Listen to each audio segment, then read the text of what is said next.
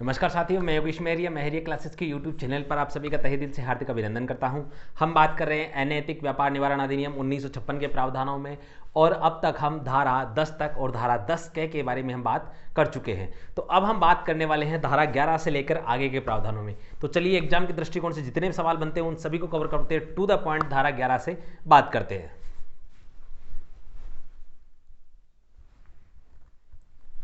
अनैतिक व्यापार निवारण अधिनियम की धारा 11 प्रावधान करती है तत्पूर्व सिद्ध दोष अपराधियों के पते की सूचना।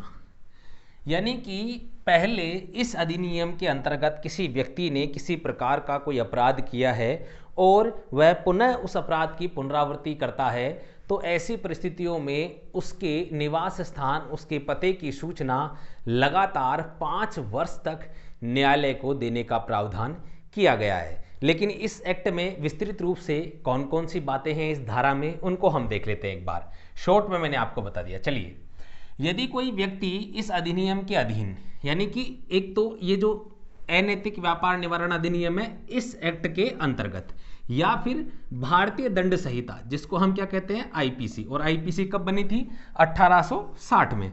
तो आईपीसी 1860 की धारा, इसकी धारा कौन कौन सी है 363, 365, 366, 366 कै, 366 ख, 367, 368 और 370, साथ में 71, 72 और 73, यानी कि 371, 372, 373। इनके अधीन यदि किसी व्यक्ति को न्यायालय के द्वारा 2 वर्ष या अधिक अवधि के लिए कारावास की सजा सुनाई गई है तो दंडित किया गया है। साथ में उसके बाद में, इस अवधि के बाद में यदि वो व्यक्ति कारागार से क्या होता है मुक्त हो जाता है, और मुक्त होने के बाद पुनः एक बार दोबारा 5 वर्ष के अंदर इस प्रकार के अपराध की पुनरावृत्ति करता है और उसके लिए उसे 2 वर्ष या अधिक अवधि का कारावास से दंडित किया जाता है, तो ऐसी परिस्थिति में कारावास से मुक्त होने के पश्चात उसके निवास स्थान या उसमें तब्दीली की सूचना 5 वर्ष तक निरंतर न्यायालय को देगा। ठीक है, तो यहां पे इस धारा के अंदर ये पूरा एक्ट है, इस धारा के अंतर्गत ये सारे प्रावधान है। अब यहां से सवाल क्या बनेगा, मुख्य रूप से वो बात है। सबसे पहला ही सवाल ये बनेगा कि तत्पूर्व सिद्ध दोष अपराधियों की पते की सूचना अनैतिक व्यापार निवारण अधिनियम के अंतर्गत किस धारा के अंतर्गत दी जाती है, तो धारा 11। ठीक है, यह धारा 11 का संबंध है तो तत्पूर्व सिद्ध दोष अपराधियों के पते की सूचना। लेकिन ये तो हो गया प्राथमिक सवाल, प्राइमरी सवाल। एडवांस सवाल किस प्रकार का होगा, देखिए 5 वर्ष तक न्यायालय को किसी अपराधी के निवास स्थान एवं उसमें तब्दीली की सूचना का प्रावधान अनैतिक व्यापार निवारण अधिनियम 1956 की किस धारा के अंतर्गत है, धारा 11 के अंतर्गत। या इसी सवाल को उल्टा पूछा जा सकता है, अनैतिक व्यापार निवारण अधिनियम की धारा 11 के अंतर्गत न्यायालय को निरंतर कितने वर्ष तक निवास स्थान की सूचना देने का प्रावधान है, 5 वर्ष। ठीक है, दूसरी चीज, इसको वो 3-4 प्रकार से आपसे सवाल यहां पूछ सकता है पूछने को तो, लेकिन इतना डिटेल में सवाल नहीं बनाएगा, लेकिन संभावनाओं के माध्यम से मैं आपको बता दूं। इसमें आपके सामने 4 ऑप्शन हो सकते हैं। धारा 11 का संबंध तत्पूर्व सिद्ध दोष अपराधियों एवं सूचना के पते से है, नंबर 1। दूसरा, इसमें भारतीय दंड संहिता और अनैतिक व्यापार निवारण अधिनियम के तहत अपराध की पुनरावृत्ति करने पर उसे निवास स्थान की सूचना देना अनिवार्य है, नंबर 2। निवास स्थान की सूचना लगातार 5 वर्ष तक देने का प्रावधान है, नंबर 4। निवास स्थान की सूचना अपराध की पुनरावृत्ति करने पर ही अनिवार्य है। तो यहां पर ये चारों प्रावधान आपके सही हो जाएंगे साथियों। तो इसको थोड़ा देख लेना, इसमें ज़्यादा आपके डिटेल में नहीं जाएगा क्योंकि काफ़ी जटिल ये धारा है। यहाँ से सीधा आपको एक तो याद रखना है, ये 5 वर्ष की अवधि मैं आपको बता दूं, जो किसके संबंध में, निवास स्थान है उसमें अगर तब्दीली होगी इसके संबंध में सूचना देने का प्रावधान है, या फिर सीधा आप धारा 11 को याद रख सकते हैं। यहाँ से ये मुख्य रूप से सवाल बनते हैं। लेकिन आप यहाँ पर याद रखिएगा, अपराध की पुनरावृत्ति करने पर ही,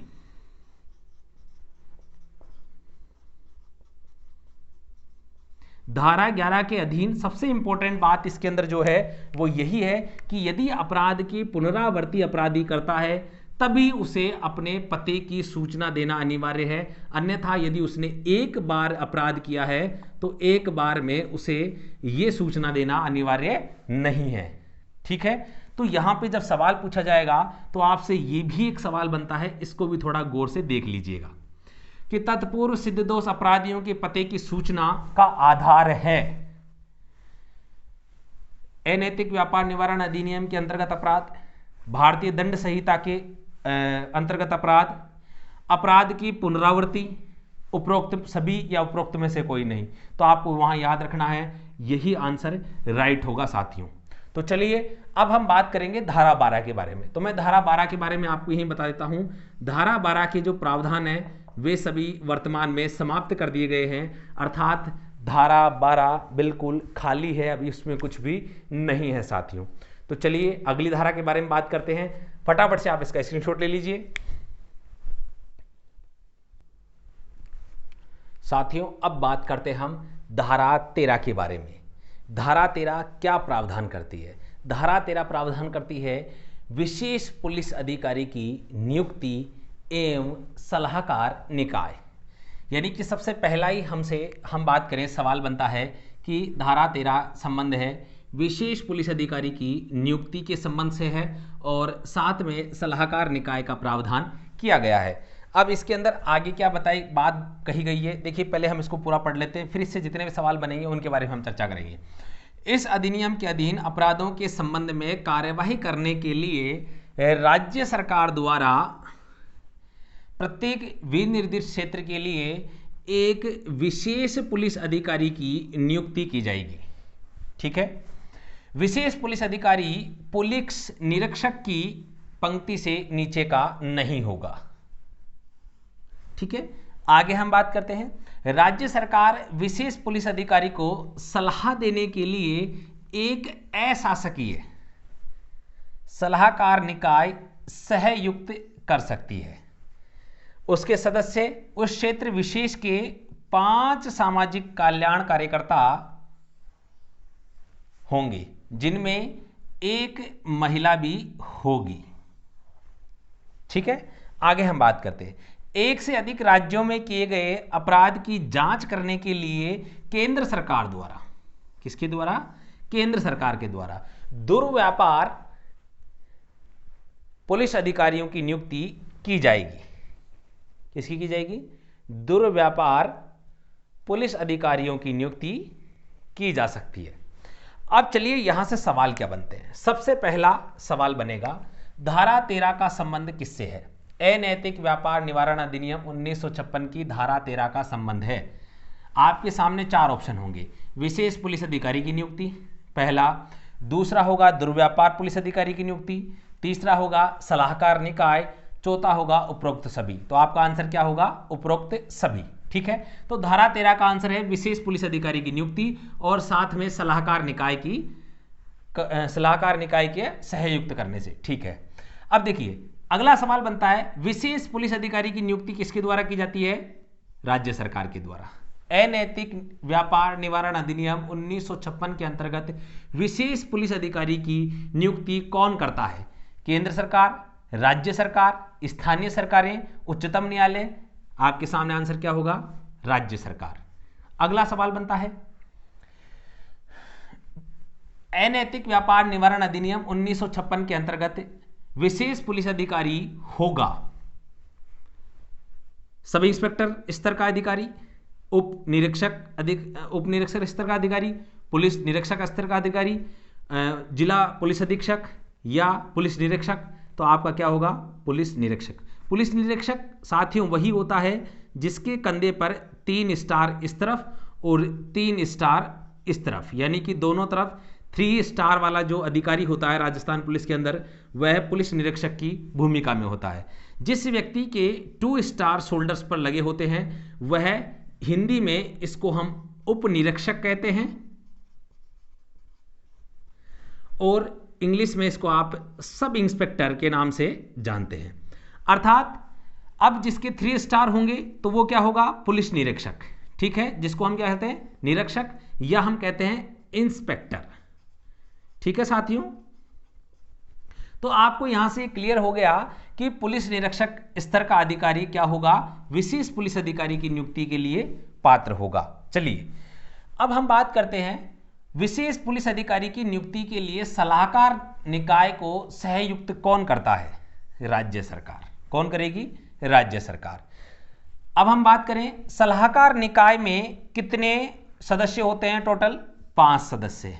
कौन से क्षेत्र से होंगे, तो आपको याद रखना है सामाजिक कल्याण से जुड़े हुए कार्यकर्ता हो सकते हैं, किसी एनजीओ से जुड़े हुए कार्यकर्ता हो सकते हैं, क्योंकि सामाजिक कल्याण कार्यकर्ता वही होते हैं जो अधिकांशतः किसी एनजीओ यानी कि नॉन गवर्नमेंट ऑर्गेनाइजेशन से जुड़े हुए जो सदस्य होते हैं, जो व्यक्ति होते हैं, वे समाज कल्याण के रूप में कार्य करते हैं। साथियों आगे हम बात करें, काफी इंपॉर्टेंट, चलिए एक से अधिक राज्यों में किए गए अपराध की जांच के लिए। अब देखो ये काफी इंटरेस्टिंग है, अभी वर्तमान में चर्चित मुद्दा है। जैसा कि आपने देखा होगा कि सुशांत सिंह जो हम बात करें, जो मामला था वो हालांकि एक ही राज्य में घटित हुआ था, लेकिन ऐसा कोई भी वाद जो 2 राज्यों से जुड़ा हुआ हो, यानी कि एक व्यक्ति जिसका मामला 2 राज्यों से जुड़ा हुआ है, तो ऐसी परिस्थिति में जांच करने के लिए केंद्र सरकार के द्वारा विशेष हम बात कहें एजेंसियां बहुत सारी हैं, वे जांच करती हैं।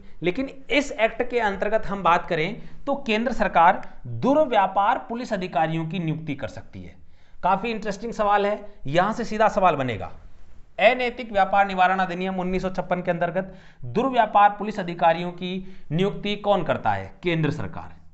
देखिए साथियों ये धारा काफी इंपॉर्टेंट है, आप इसको इंपॉर्टेंट लगा लीजिए। आपको यहां से 2 से 3 सवाल कम से कम आपको सभी पारियों में देखने को मिलेंगे, कम से कम 2 से 3 सवाल आपको पक्का मिलेंगे।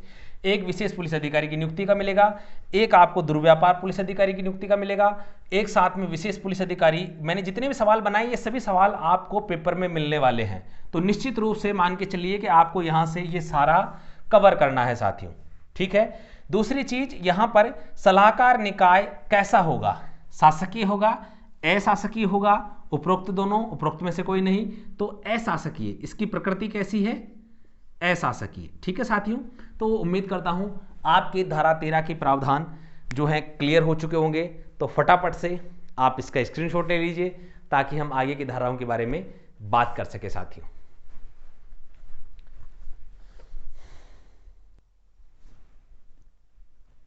साथियों अब बात हम करते हैं धारा 14 के प्रावधानों के बारे में।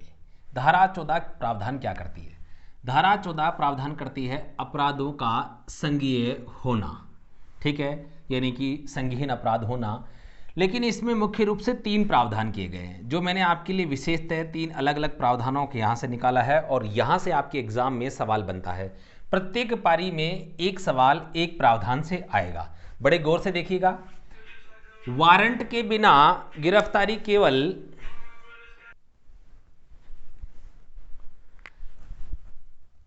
पहला प्रावधान है, वारंट के बिना गिरफ्तारी केवल विशेष पुलिस अधिकारी द्वारा की जा सकती है, या उसके निर्देश पर, या उसके मार्गदर्शन में, अथवा पूर्व अनुमोदन के अध्ययन गिरफ्तारी की जा सकती है, ठीक है। आगे हम बात करें नंबर 2 प्रावधान, विशेष पुलिस अधिकारी की अनुपस्थिति में अधीनस्थ पुलिस अधिकारी द्वारा, अधीनस्थ किसी पुलिस अधिकारी द्वारा विशेष पुलिस अधिकारी के आदेश पर, ठीक है, यहां पर लिखित आदेश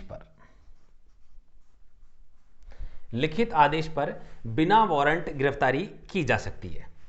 विशेष परिस्थितियों में प्राधिकृत उपनिरीक्षक पंक्ति का अधिकारी बिना वारंट के गिरफ्तार कर सकता है तथा यथाशीघ्र इसकी रिपोर्ट विशेष पुलिस अधिकारी को देगा। अब यहां से सवाल क्या बनते हैं साथियों, आपके टोटल 6 पारियों में एग्जाम होना है, तो वहां पर याद रखिएगा प्रत्येक पारी में आपके यहां से हम बात करें 3 पारियों में 3 सवाल आपके निश्चित आएंगे। कौन से आएंगे जरा गौर से देखिए, 4 सवाल बनते हैं मुख्य रूप से, आप इनको बड़े आराम से देखिएगा। धारा 14 सबसे पहले किससे संबंधित है, अपराधों का संज्ञेय होना। अनैतिक व्यापार निवारण के अधिनियम 1956 के अंतर्गत सभी अपराध संज्ञेय हैं, इस बात का प्रावधान करती है धारा 14। Right answer. चलिए अगला सवाल, बिना वारंट की गिरफ्तारी अनैतिक व्यापार अधिनियम निवारण अधिनियम के अंतर्गत कौन कर सकता है? केवल विशेष पुलिस अधिकारी के द्वारा बिना वारंट की गिरफ्तारी की जा सकती है। राइट आंसर, याद रखिएगा, बिना वारंट के। चलिए आगे, उसके निर्देश पर, उसके मार्गदर्शन में या पूर्व अनुमोदन के अधीन की जा सकती है, यानी कि विशेष पुलिस अधिकारी का इन्वॉल्व होना जरूरी है। या तो वहां पर मौजूद रहेगा या पूरा उसको जो हम कहें मार्गदर्शन उसका करता रहेगा, या उसकी अनुमति से कोई भी अधिकारी जिसको ये आदेश दिया जाएगा वो गिरफ्तारी करेगा। चलिए नंबर 2 प्रावधान क्या करता है? विशेष पुलिस अधिकारी की अनुपस्थिति में, काफी इंपॉर्टेंट चीज है, ध्यान रखिए, अनुपस्थिति में यानी कि जब वो एब्सेंट रहेगा। यहां पर क्या है? विशेष पुलिस अधिकारी प्रेजेंट है और यहां पर क्या है? एब्सेंट है। ठीक है, तो हम यहां पर बात करें अनुपस्थिति में अधीनस्थ किसी अधिकारी द्वारा विशेष पुलिस अधिकारी के लिखित आदेश पर बिना वारंट की गिरफ्तारी की जा सकती है। तो यहां से सवाल क्या बनेगा? देखिए, विशेष पुलिस अधिकारी के लिखित आदेश पर बिना वारंट की गिरफ्तारी कौन कर सकता है? अधीनस्थ किसी पुलिस अधिकारी के द्वारा की जा सकती है। अगला सवाल, विशेष परिस्थितियों में, याद रखो, विशेष परिस्थितियों में बिना वारंट की गिरफ्तारी कौन कर सकता है? याद रखिएगा, उपनिरीक्षक, सहायक उपनिरीक्षक, हेड कांस्टेबल, कांस्टेबल। तो आपको याद रखना है उपनिरीक्षक।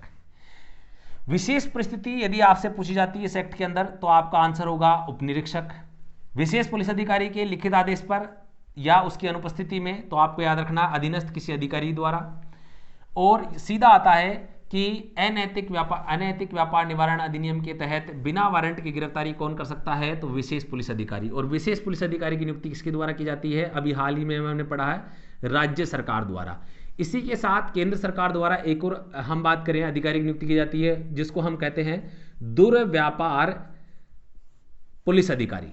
ठीक है, क्लियर हो गए यहां से कंसेप्ट? तो उम्मीद करता हूं यहां से जितने भी आपके सवाल बनते हैं वे सभी क्लियर हो चुके हैं।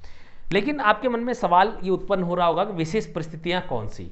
यदि उस पुलिस अधिकारी को लगे कि संबंधित अपराध से जो साक्ष्य प्राप्त किए गए हैं उन्हें नष्ट किए जाने की संभावना है। नंबर 2, अपराधी भाग सकता है या अपराधी के द्वारा कोई नया अपराध किया जा रहा है जिसकी सूचना उसे मिलती है, तो तुरंत प्रभाव से वो बिना वारंट के उपनिरीक्षक स्तर का, अर्थात उपनिरीक्षक का मतलब होता है साथियों एसआई, यानी कि सब इंस्पेक्टर, जिसके 2 तारे होते हैं, इस रैंक का कोई भी अधिकारी, यानी कि सब इंस्पेक्टर रैंक का कोई भी, पंक्ति का सब इंस्पेक्टर रैंक का कोई भी अधिकारी बिना वारंट के विशेष परिस्थितियों में गिरफ्तार कर सकता है।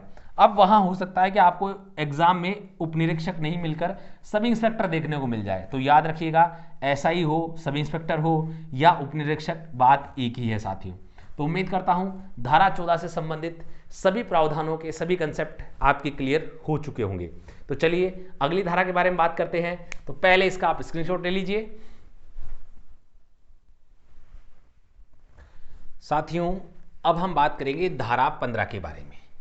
धारा 15 आपके सामने जो प्रावधान करती है, बिना वारंट के तलाशी का प्रावधान धारा 15 के अंतर्गत निहित है। तो इससे संबंधित सभी प्रावधानों के बारे में टू द पॉइंट हम बात करते हैं। देखिए सबसे पहले धारा 15 का संबंध है तो आपका आंसर होगा वारंट के बिना तलाशी से, या हम सीधा कहें अनैतिक व्यापार निवारण अधिनियम के अंतर्गत जो हम कहें धारा 15 का संबंध है तलाशी से। ठीक है, या अनैतिक व्यापार निवारण अधिनियम 1956 के अंतर्गत तलाशी किस धारा के अंतर्गत ली जा सकती है? धारा 15 के अंतर्गत। ठीक है, तलाशी ली जा सकती है, याद रखिए अनैतिक व्यापार निवारण अधिनियम 1956 के अंतर्गत तलाशी ली जा सकती है वारंट के साथ, वारंट के बिना, मजिस्ट्रेट की अनुमति से, उपरोक्त सभी। तो आपका आंसर क्या होगा? वारंट के बिना। यहां पर सीधा टू द पॉइंट आपका आंसर होगा। चलिए आगे हम बात करें विशेष पुलिस अधिकारी या दुर्व्यापार पुलिस अधिकारी बिना वारंट के किसी भी स्थान की तलाशी तब ले सकते हैं जब उस स्थान के 2 या 2 से अधिक प्रतिष्ठित व्यक्ति साथ हों, जिनमें कम से कम एक महिला भी होगी। चलिए, वहां मिलने वाले व्यक्तियों को मजिस्ट्रेट के समक्ष पेश किया जाएगा। ठीक है, ऐसे व्यक्तियों की आयु, लैंगिक शोषण या यौन संबंधी बीमारियों की जानकारी के लिए चिकित्सीय जांच करवाई जाएगी। ठीक है साथियों, आगे ऐसे बात करें, ऐसे स्थानों से मिलने वाली स्त्रियों व लड़कियों से पूछताछ केवल महिला पुलिस अधिकारी ही कर सकती है। ठीक है, चलिए अब यहां से सवाल क्या बनते हैं। ये तो धारा 15 के प्रावधान है जो हमें पढ़ने हैं और आपको रजिस्टर में नोट्स के रूप में लिखने हैं, तो इन सभी को लिखना है। साथ में सवाल देखिए, पहला मैंने बता दिया। दूसरा देखिए, बिना वारंट के तलाशी कौन ले सकता है? ऑप्शन ए विशेष पुलिस अधिकारी, ऑप्शन बी दुर्व्यापार पुलिस अधिकारी। जी हां, दोनों ही ले सकते हैं। बिना वारंट के तलाशी लेने का अधिकार दोनों को ही है, लेकिन कब ले सकते हैं? जब जिस स्थान की तलाशी लेनी है वहां के 2 या 2 से अधिक प्रतिष्ठित व्यक्ति जब इनके साथ में होंगे तभी ये तलाशी बिना वारंट के ले सकते हैं। अर्थात सपोज कीजिए किसी भी स्थान की इनको तलाशी लेनी है, यानी कि हमारे ही किसी कंपनी, किसी फैक्ट्री, किसी स्थान की इनको तलाशी लेनी है इसके संदर्भ में, तो उस फैक्ट्री से संबंधित उसके आसपास के 2 प्रतिष्ठित व्यक्ति होनी चाहिए। उनकी मौजूदगी में ये अधिकारी वहां की तलाशी बिना वारंट के भी ले सकते हैं, लेकिन सबसे कंपलसरी चीज उनमें कम से कम एक महिला होनी चाहिए, क्योंकि हम बात किसकी कर रहे हैं? अनैतिक व्यापार निवारण अधिनियम 1956, जिसमें सबसे अधिक जो प्रभावित होती हैं वे स्त्रियां व लड़कियां प्रभावित होती हैं। यानी कि हम कहें अनैतिक व्यापार मुख्य रूप से इन्हीं से करवाया जाता है। ठीक है, या फिर जो लड़के होते हैं इनसे। तो मुख्य रूप से स्त्रियां और लड़कियां जब प्रभावित होती हैं तो साथ में बेसिक सी बात है, महिला की अनिवार्यता जरूरी है। चलिए, वहां मिलने वाले व्यक्तियों को मजिस्ट्रेट के समक्ष पेश कर सकते हैं, कोई दिक्कत नहीं है। यहां से सवाल क्या बनता है? देखिए, आखिरी लाइन से इससे सवाल बनेगा। बिना वारंट के तलाशी के दौरान मिलने वाली स्त्रियों व महिलाओं से पूछताछ कौन कर सकता है? तो पूछताछ की जा सकती है महिला पुलिस अधिकारी द्वारा। यहां आपके सामने ऑप्शन होंगे, याद रखिए, कंफ्यूजन करने लायक ऑप्शन होंगे। सेम ऑप्शन, ऑप्शन ए होगा पुलिसकर्मी द्वारा, देखिए।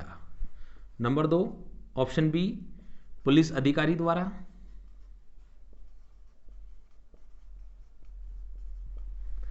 ऑप्शन सी महिला पुलिसकर्मी द्वारा, और ऑप्शन डी होगा महिला पुलिस अधिकारी द्वारा। महिला पुलिस अधिकारी द्वारा। तो अब आपको यहां पर एज इट इज काफी सारी चीजें जो आपको याद रखनी है। वहां जब इस प्रकार का ऑप्शन आपके सामने आएगा तब आप कंफ्यूज हो जाएंगे। कंफ्यूज कहां होंगे? इन 2 ऑप्शंस में, कि महिला पुलिस अधिकारी था या महिला पुलिसकर्मी था। इसलिए साथियों, जब मैं प्रत्येक धारा आपको पढ़ा रहा हूं, इसको विस्तृत रूप से पढ़ाने का यही कारण है कि आपको वहां पे एग्जाम में चीज तो याद है कि महिला पुलिसकर्मी है, पुलिस अधिकारी है, यहां पर आपको कंफ्यूजन होगा। तो ऐसे प्रावधानों को पढ़ने के लिए विशेषतः जब भी मैं किसी चीज को अंडरलाइन कर रहा हूं और गोला कर रहा हूं मुख्य रूप से, तो आपको स्पेशली याद रखना है कि भाई किस चीज की बात की जा रही है। तो यहां पे महिला पुलिस अधिकारी राइट आंसर होगा। इसी प्रकार आपके इसी में से अनेक सवाल बनते हैं। जैसा मैंने आपको भी बता चुका हूं कि किसी भी स्थान की बिना वारंट के तलाशी लेने के लिए कितने प्रतिष्ठित व्यक्तियों की आवश्यकता हो सकती है? ऑप्शन होगा 1 2 3 4, तो कितनी होगी? 2। ठीक है, आगे हम बात करें, किसी भी स्थान की तलाशी लेने के लिए प्रतिष्ठित व्यक्तियों में कम से कम कितनी महिलाएं होंगी? 1 2 3 4। तब आपको कितना याद रखना है? महिलाओं की बात करेगा तो कम से कम 1 होनी चाहिए, और वहीं हमने बात की प्रतिष्ठित व्यक्तियों की कम से कम 2 होने चाहिए। ठीक है, 2 से अधिक भी हो सकते हैं। तो चलिए, यहां से बनने वाले सवाल उम्मीद करता हूं आपकी क्लियर हो चुके हैं साथियों। तो साथियों, अब हम आगे की धाराओं के बारे में बात करेंगे, लेकिन ये कक्षा मैं अधिक लंबी नहीं करूंगा क्योंकि हमारे सिस्टम में कुछ प्रॉब्लम आ रही है, जिस कारण हमारी जो हम कहें आधे घंटे से ज़्यादा की जो कक्षाएं हैं वो अपलोड नहीं हो पा रही हैं। इसलिए हमने ये लेक्चर्स दोबारा रिकॉर्ड किए और आपके लिए अपलोड किए जा रहे हैं साथियों। तो उम्मीद करता हूँ आपको यहाँ तक का एक कंसेप्ट पसंद आ गया होगा। तो आगामी कक्षा में जस्ट इसके बाद में आपके धारा 16 से लेकर उम्मीद कोशिश करेंगे कि पूरे 25 की धाराएं एक ही कक्षा में कन्वर्ट हो जाएं। तो पुनः आपके लिए इसी हम बात करें अधिनियम के साथ पुनः उपस्थित होऊंगा। अनैतिक व्यापार निवारण अधिनियम 1956 लेकर उसकी धारा 16 के साथ उपस्थित होऊंगा। तब तक आप सभी से विदा लेना चाहता हूं, लेकिन मेरे जो भी नए साथी हैं उनसे विशेष निवेदन है, आप हमारी पूरी कक्षाएं देखिए। आपको एग्जाम में हूबहू सवाल यहाँ से महिला बाल अपराध एवं भारतीय संविधान राज्य व्यवस्था और जो हिस्ट्री के चैप्टर्स आपको पढ़ाए गए हैं वहाँ से पक्का आपको प्रत्येक पारी में 1 या 2 सवाल देखने को मिलेंगे। प्रत्येक कक्षा से प्रत्येक वीडियो की बात मैं कर रहा हूँ, पूरे सिलेबस की बात नहीं कर रहा हूँ। प्रत्येक वीडियो से 1 या 2 सवाल आपको प्रत्येक पारी में देखने को मिलेंगे साथियों। तो चलिए इसी के साथ आपसे विदा लेता हूँ। जय हिंद, जय भारत मेरे साथी।